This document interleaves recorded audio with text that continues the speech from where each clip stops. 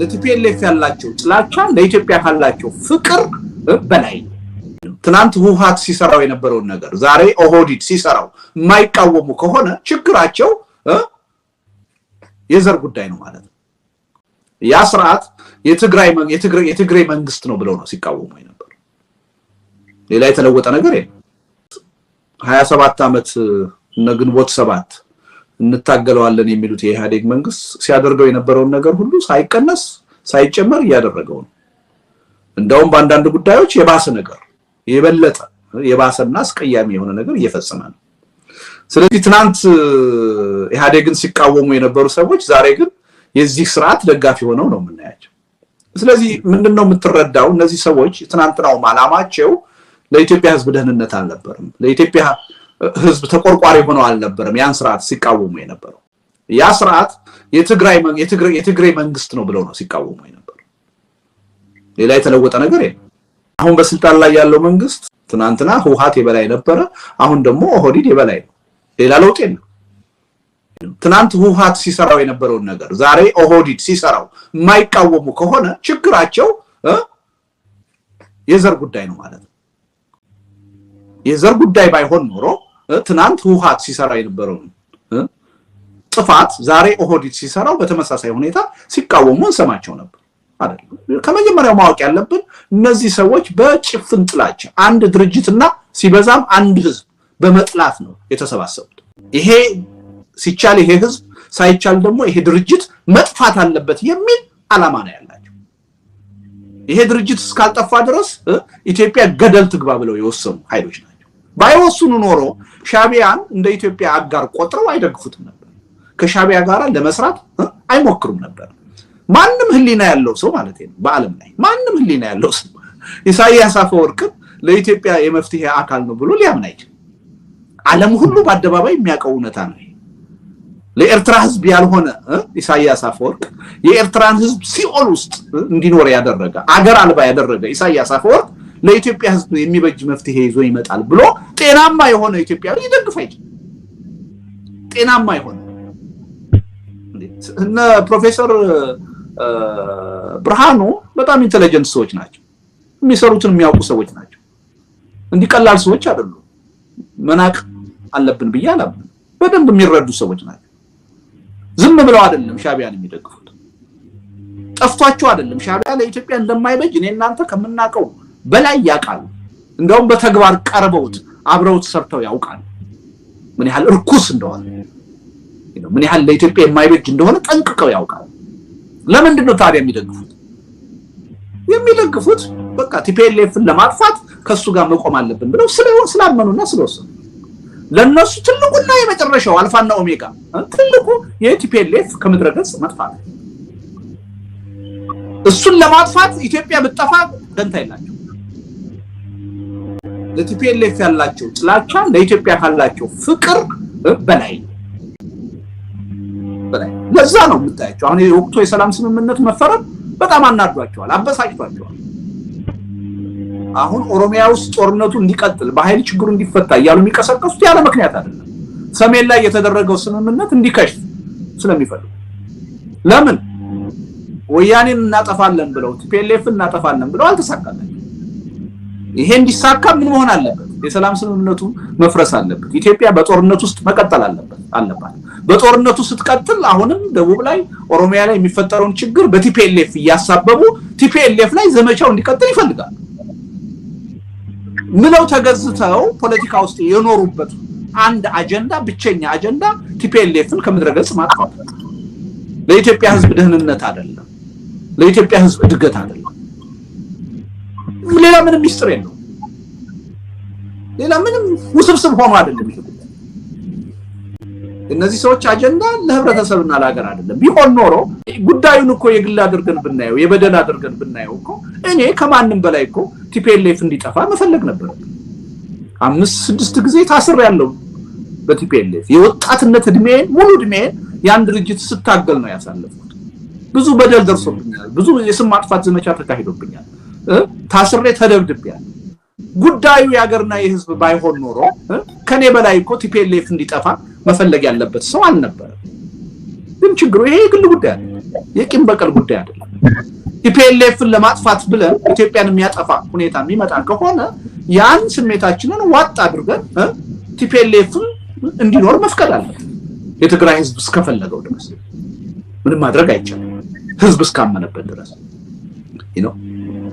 ስለዚህ እነዚህ ሰዎች ሌላ ምንም አጀንዳ የላቸውም ዋናው አጀንዳቸው ያስተሳሰራቸው ያሰባሰባቸው ሌላ ለሀገር የሚጠቅም የጋራ አጀንዳ አይደለም የጋራ ጠላት ነው ያሰባሰባቸው መጀመሪያውኑ መስመር የሳተው ይሄ የለውጥ ሂደት እኮ በቃ የለውጡን ሂደት ጸረ ቲፒኤልኤፍ ለማድረግ ጥረት ሲደረግ እኮ በቃ የግንቦት 7 የነ ዶክተር አብይና የሻቢያ ግንኙነት የተመሰረተው በዚህ አንድ ነጥብ ቲፒኤልኤፍን ከመድረግስ በማጥፋት ሌላ የጋራ አጀንዳ ኖራቸው አይደለም በጭራሽ አንዳቸው ሌላቸው ጋር ካላቸው ቅርበት እኔ ምናልባት የተለየ ልቀርባቸው ይችላል ምንም የሚያቀራርባቸው ነገር አንድ ያደረጋቸው ቲፒኤልኤፍን የማጥፋት ጉዳይ አሁንም የምታዩ ሽኩቻ ሌላ አይደለም ይሄ ዓላማ እንዴት ቀጥሎ ይሳካል ይሄ ዓላማ እንዲሳካ ምን መሆን አለበት ጦርነቱ በኦሮሚያ መቀጠል አለበት በሌላው ኢትዮጵያ ተቀጣጥሎ መቀጠል አለበት የሰሜኑ የሰላም ስምምነት እንደምንም መክሸፍ አለበት ዓላማቸው እንዲሳካ ይሄ በዚህ ሂደት 10 ሚሊዮን 20 ሚሊዮን የኢትዮጵያ ህዝብ ቢያልቅ ደንታቸው ቀድሞውም ተናግረዋል አይደል 95 ሚሊዮን ነን እነሱ 5 ሚሊዮን ናቸው እኮ ብለው ሂሳቡን ሰርተዋል ግዴላቸው እዚህ ሰዎች አልፋና ኦሜጋ ዋናው አጀንዳ የቲፒኤልኤፍ ከመድረገጽ መጥፋት ያሰባሰባቸው አሁን በፖለቲካ ሂደቱም እንዲቀጥሉ ያደረጋቸው ሌላ የሀገርና የህዝብ አጀንዳ አይደለም ፒሪየድ አሁን ባለው ሁኔታ ቀደም እንዳልኩት ጽንፈኝነትና ብሔርተኝነት ገዢ አስተሳሰብ በሆነበት በማንኛውም ሀገር የሚያስማማ ነገር አታገኙም ሁሉም ነገር ያጣላል ጥሩም ነገር ቢሆን ያጣላል በቃ ምክንያቱም በቃ ጽንፈኝነትና ብሔርተኝነት ከነገሰ ልዩነት ነው ቅራኔ ነው የምትፈልገው የሚያስታርቅህን አንድ የሚያደርግህን ነገር አይደለም የምትፈልገው ስለዚህ አሁን ኢትዮጵያ ውስጥ የማያጣላ ነገር የለም ምሳሌ ኦሮሚያ ላይ የሚደረገውን ጦርነት በህዝብ ላይ የሚደርሰው ጭፍጨፋ ከጀርባ ህውሃት እንዳለበት ተደርጎኮ ፕሮፓጌት እየተደረገ ነው ይሄ እኮ ምንም ጥርጥር እኮ የለውም ይሄ እንዳልኩ የኢዜማ ሰዎች አሁን ትናንትና ወጥተው ከጀርባ ህውሃት አለበት ብለው ተናግረዋል አይደል ይሄ የስምምነቱን መንፈስ እኮ የሚጻረር ነገር እኮ ነው ይሄን ደግሞ የሚናገሩት ሰዎች እንዲሁ ተራ አክቲቪስቶች አይደሉም በመንግስት ደረጃ ሚኒስተር የሆኑ ሰዎች ናቸው ስለዚህ ይሄ አሁን በሌላው ሀገሪቱ ያለው የሰላም እጦት በትግራይ ኃይሎችና በፌደራል መንግስቱ መካከል የተፈረመውን ስምምነት ችግር ውስጥ መክተቱ እየታየ ነው ይሄ ትክክል አይደለም እኔ ምክንያታቸው ምንም ይሁን ምን ይሄ መደገፍ አለበት ብዬ ነው ማምነው ይሄ ሁላችንም ልናግዘው የሚገባ ጉዳይ ነው በምንም ተአምር ይሄ የሰላም ስምምነት መደናቀፍ የለበትም እኔ በፍጹም ከጠበቁት በላይ የትግራይ ኃይሎችም የፌደራል መንግስቱም በዚህ ጉዳይ ላይ ፖዚቲቭ የሆነ ተነሳሽነት እያሳዩ ነው ከጀርባ ያላቸው ምክንያት ምንም ይሁን ምን ይሄን መደገፍ አለበት ይሄ እንዳይደናቀፍ መጣር አለበት ይሄ እንዲደናቀፍ ጥረት የሚያደርጉ ሰዎችን አቁሙ ማለት አለበት አቁሙ አፋችሁን ዝጉ በእናንተ ጠባጫሪነት በእናንተ ፍላጎት 1.2 ሚሊዮን ህዝብ አጣን በታሪካችን አይተነው የማናውቅ ጭፍጨፋ ውድመት እዚህ ሀገር ደረሰ በቃችሁ መባል አለባችሁ ህዝብ ይሄን እያላችሁ ነው ወይ አይደለም አንዳንዱ የህብረተሰብ ክፍል እያጨበጨበላቸው እየደገፋቸው እነዚህ ኃይሎች እስካሉ ድረስ በምንም ተአምር ኢትዮጵያ ውስጥ ሰላም ሊመጣ ይችላል አሁን ያለው የሀገሪቱን ጥልቅ የሆነ ውስብስብ የሆነ ችግር ያልተረዳ ብልጽግና ፓርቲ በስልጣን ላይ እስካለ ድረስ ሻቢያ የሚባል እኩይ ኃይል በኢትዮጵያ ፖለቲካ ውስጥ እጁ እስካለ ድረስ የሻቢያ ተላላኪ የሆኑ ቅድም እንዳልኩ አልፋና ኦሜጋ የሆነ አጀንዳቸው ህውሃት እንዲጠፋ ብቻ የሆነ የግንቦት 7 ሰዎች በዚህ ሂደት ውስጥ እስካሉ ድረስ ኢትዮጵያ ሰላም ልትሆን አትችልም እነዚህ ኃይሎች በቃችሁ መባል አለባቸው በቃችሁ መባል አለባቸው ሻቢያ ከኢትዮጵያ ፖለቲካ ለአንዴና ለመጨረሻ ጊዜ መውጣት አለበት በግልጽ በአደባባይ ተወግዞ ነው መውጣት ያለበት እነዚህ የሻቢያ ተላላኪ ሆኖ የኢትዮጵያን ፖለቲካ ያጨማለቁ ያሉ ኢትዮጵያን ከጦርነት ከግጭት ወደ ሌላ ግጭት እንድትሸጋገር ያደረጉ ያሉ የግንቦት 7 ሰዎች በቃችሁ መባል አለባቸው እነዚህ ኃይሎች ይሄን ሚና እየተጫወቱ በቀጠሉበት ሁኔታ ኢትዮጵያ ሰላም ልትሆን አትችልም በስልጣን ላይ ያለው መንግስት ወደድንም ጠላንም ስልጣን ላይ ነው ያለው እሱን ምንለው ምንድነው አንተ ብቻህን ችግሩን ልትፈታው አትችልም በተግባር 4 አመት 5 አመት ተፈትነህ ወድቀሃል ቅንነቱ የለህም ብቃቱ የለህም ልምዱ የለህም ዕውቀቱ የለህም ያገሪቱን ችግር በአግባቡ መተንተንና መረዳት አልቻልክም ስለዚህ ከዚህ በኋላ ብቻህን የምትፈታው ችግር የለም ሁሉን አቀፍ አካታች የሆነ አዲስ የሽግግር ሂደት መፈጠር አለበት ይሄን መቀበል አለበት ተብሎ መጠየቅ አለበት መገደድ አለበት የዛ አካል መሆን አለበት ይሄ አይደል እነዚህ ሁለት ኃይሎች ግን ይሄ አፍራሽ ሚናቸው ከኢትዮጵያ ፖለቲካ ካልተወገደ የትም እንደርሳቸው ተናደዋል ሻቢያ ተናደዋል ግንቦት ሰባቶች ተናደዋል ይሄ ስምምነት በመፈረሙ እልቂቱ ሞቱ በመቆሙ ተናደዋል 1.2 ሚሊዮን አይደለም 10-20 ሚሊዮን እንዲሞት ነው የሚፈልጉት ያኔ ይባል ኃይል ከመድረገጽ እስካልጠፋ ድረስ የኢትዮጵያ ህዝብ ግማሹ ቢያልቅ ደንታቸዋል ይሄን ነው ያየን ያለነውና ምንም ጥርጥር የለውም አሁን ኦሮሚያ ላይ ያለው ችግር በሰላም ድርድር ካልተፈታ የሰሜኑንም የሰላም ስምምነት ያውቀው ፖለቲካዊ ጥያቄ ነው ኦሮሚያ ውስጥ ያለው የነ ኦላ ጥያቄ የፖለቲካ ጥያቄ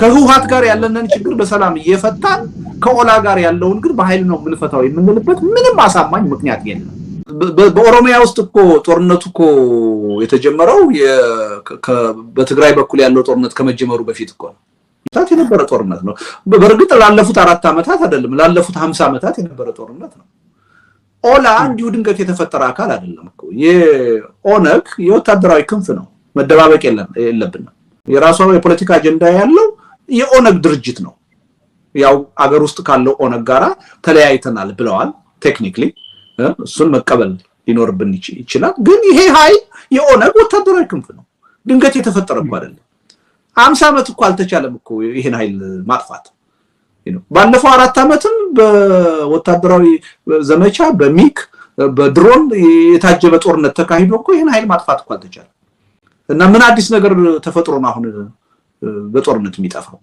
ይጠፋ አይችልም አንደኛ በጦርነት እናጥፋው ማለቱም ተገቢ ነገር አይደለም አዋጭ መንገድ አይደለም ሁለተኛ አይቻልም ስለዚህ ይሄን ጉዳይ በሰላማዊ መንገድ መፍታት አለብን አሁን እንደ ምክንያት ሆኖ እየተቀረበ ያለው ሸኔዎች ሲቪሊያን ይገላሉ ሽብርተኛ ናቸው የሚል ነገር ነው ቲፒኤልኤፍም እንደዚሁ አልነበር ሲባል የነበረው ከሱ ጋራ መንግስት ቁጭ ብሎ ተነጋገረ አይደለ ከሸኔም ጋራ መነጋገር በዚህ ሂደት ግን ወንጀል የፈጸሙ አካሎች መጠየቅ አለባቸው እንዲጠየቁ ከፈለግን ደግሞ አንዳችን ሌላችንን በመክሰስ አይደለም ነፃና ገለልተኛ የሆነ አካል ተቋቁሞ መጣራት አለበት ከተጣራ በኋላ ገዳይ የሆኑ አካሎች በህግ መጠየቅ አለባቸው መማር የለባቸው የመንግስትም ይሁኑ የአማጺ ኃይልም ይሁኑ የማንኛውም ኃይል ግፍ የፈጸሙ ወንጀል የፈጸሙ ኃይሎች ትክክለኛ ማጣራት ተደርጎ መጠየቅ አለባቸው ትክክለኛ የሆነ ማጣራት ባልተካሄደበት ሁኔታ ግን አንደኛውን ገዳይ ሌላኛውን ብቻ ተገዳይ አድርጎ ችግሩን መፍታት አይቻልም ስለዚህ የወንጀል ተጠያቂነት መኖሩ እንደተጠበቀ ሆኖ ችግሩን ግን በፖለቲካ በውይይት በድርድር መፍታት ይግድ ያስፈልጋል ከቲፒኤልኤፍ በላይ በገዳይነት በሽብርተኝነት እዚህ ሀገር የተከሰሳል እንዴ ከሱ ጋር ቁጭ ብሎ በድርድር ችግርን ለመፍታት ከተሞከረ ከኦላ ጋር ለምንድን ነው ማይፈታው ኦላ በኦሮሞ ህዝብ ወደርንም ጠላንም ከፍተኛ የሆነ ተቀባይነት አለው የሚያምንበት የሚደግፈው ህብረተሰብ አለው ማህበራዊ መሰረት አለው ስለዚህ ኦላን ወደርነውም ጠላናውም ለዛ ህዝብ ስንል የዛ ህዝብ ችግር እንዲፈታ ስንል የዛ ህዝብ ድምጽ እንዲሰማ ስንል ከዚህ ድርጅትም ጋር ቁጭ ብለን ችግራችንን መፍታት አለብን ሙከራ አድርገን በሰላማዊ መንገድ ሁኔታዎችን አልቀበልም ብሎ በጦርነት የሚቀጥል ከሆነ ያኔ አማራጩ ብቸኛ አማራጩ ኃይል ሆኖ አፍጥጦ ይመጣል ማናችንም እንደግፋለን ያኔ የሰላም ሙከራ ባልተደረገበት ሁኔታ ለሰላም እጅህን ባልዘረጋህበት ሁኔታ በጦርነት አጠፋለሁ ካልክ ግን ልንደግፈው አንችልም ይሄን መንግስት እኔ አልደግፍም ኦላ በኃይል መጥፋት አለበት ብያላምን ይቻላልም ብያላምን በሰላማዊ መንገድ በድርድር መፈታት አለበት ይሄ ማለት ግን የኦላ አባል ሆነው የኦላ አመራር ሆነው በንጹሃን ላይ ወንጀል የፈጸሙ ሰዎች ግን በደንብ ተጣርቶ በገለልተኛ አካል ተጣርቶ ተጠያቂ መሆን አለባቸው እንደማንኛውም ኃይል መንግስትም ተጠያቂ መሆን አለበት ይሄን ለይቶ ማስቀመጥ ያስፈልጋል እና ምንም ጥርጥር የለውም አሁንም በኦሮሚያ አካባቢ ያለው ጦርነት በሰላማዊ መንገድ የማይፈታ ከሆነ አጠቃላይ የሀገሪቱን የሰላም ችግር ያባብሰዋል የሰሜኑንም ችግር የበለጠ ችግር ውስጥ ይከተዋል ምንም ጥርጥር የለውም ሰሜን ላይ ሙከራ አድርጎ አሁን እየከሸፈበት ያለው ሻቢያም እንደገና ዙሮ ደቡብና ኦሮሚያ ላይ የሚገባ እጁን ያስገባል። እስካሁንም አላስገባም ማለት አይቻልም። መረጃ ስለሌለኝ በእርግጠኝነት ልናገር አልችልም። በምንም ተአምር ከአንድ ቦታ ወደ ሌላ ቦታ እየዞረ ሻቢያ የኢትዮጵያን ሰላም ማወኩን አያቆምም ከዚህ በኋላ። ይሄ እንዲደርቅ ከፈለግን አንደኛ ሻቢያ መውጣት አለበት፣ ሁለተኛ ኢትዮጵያ ውስጥ ያሉ የኃይል አማራጮች ሁሉ በሰላማዊ መንገድ መፈታት አለባቸው። በቃ ከዚህ በኋላ ኢትዮጵያ ውስጥ በሰላም እንጂ በጉልበት የሚፈታ ችግር የለም ብለን መደምደም አለብን። ይሄን ስንል ከዚህ አፈንግጦ የሚወጣ ኃይል አይኖርም እያልኩ አይደለም። ለሰላም ሁላችንም ዝግጁ ሆነን ለሰላም አመቺ ሁኔታ ተፈጥሮ የለም እኔ ችግሬን የምፈታው በጦርነት ነው ካለ ውሎ ያድር የኢትዮጵያ ህዝብ ይዘምትበታል፣ ይጠፋል። እንደሆነ ኃይል አይኖረው፣ የህዝብ ድጋፍ አይኖረው። አይ ያንተን ችግር በኃይል ነው የምፈታው ብለህ ግን ከህዝብ ልትነጥለው አትችልም፣ ልታጠፋው አትችልም። ራሱ ጠቅላይ ሚኒስትሩ እኮ ተናግረዋል አይደል እንዴ? ኦላ የኦሮሞ ህዝብ ለምንድን ነው የሚደግፈው ብለን መጠየቅ አለብን አሉ። ይሄን መልስ ራሳቸው መመለስ አለባቸው። ሊመልሱት አልሞከሩ፣ በኃይል ነው ሊመልሱት እየሞከሩ ያለው ስህተት። ስለዚህ ዋናው የጉዳዩ ባለቤት የኢትዮጵያ ህዝብ አሁን እኔ የምፈልገው ሰላም ነው፣ የጦርነት አማራጭ የምታቀርቡ ኃይሎች ሁሉ አቁሙ፣ አፋችሁን ዝጉ ማለት አለበት። አላዳምጣችሁም፣ ሰላም ነው የምፈልገው፣ ጦርነት አልፈልግም፣ በቃኝ ማለት አለበት። ቢያንስ ከዚህ ከትግራይ ጦርነት በኋላ 1.2 ሚሊዮን ህዝብ ካለቀብን በኋላ የኢትዮጵያ ህዝብ በአጠቃላይ እጅ ለእጅ ተያይዘን በአንድ አፍ ነበር አገኝ ማለት አለበት። በቃን ጦርነት አንፈልግም ከዚህ በኋላ ማለት አለበት። ይሄን ብለን ማንፈታው ችግር የለም። ይሄን ካልን በኋላ ለሰላም አስፈላጊውን ጉዞ ከሄድን በኋላ ችግሩን በሰላም ላለመፍታት የሚፈልግ ኃይል ከተፈጠረ እድሜ አይኖረው፣ የህዝብ ድጋፍ አይኖረው፣ ይጠፋል። አስተማማኝ ሰላም ኢትዮጵያ ውስጥ የሚመጣው በዛ መንገድ ከዚህ የጦርነት አዙሪት መውጣት አለብን። ለመውጣት ግን ይሄን የሚረዳ ይሄን ቀዳሚ ስራውና ኃላፊነቱ አድርጎ የሚያምን መንግስት ያስፈልጋል። ችግኝ ተከላን ፓርክ ስራን ቀዳሚ ስራው ያደረገ መንግስት ቤተ መንግስት ባለበት ሁኔታ ይሄ ችግር ይፈታል ብለን እንዳገምት በሚንም ተአምር ብዥታ የለኝም። ጠቅላይ ሚኒስትር አብይ አህመድ ቤተ መንግስት እስካሉ ድረስ ብልጽግና የሚባል ፓርቲ ብቻው መንግስት ሆኖ እስከቀጠለ ድረስ ሻቢያ የሚባል ኃይል ግንቦት 7 የሚባል ኃይል በኢትዮጵያ ፖለቲካ ጦረኝነትን ያራመዱ እስከቀጠሉ ድረስ ኢትዮጵያ እስከምትፈርስ ድረስ መቼም ቢሆን ሰላም አትሆንም። ይሄን ህዝቡ ማወቅ አለ።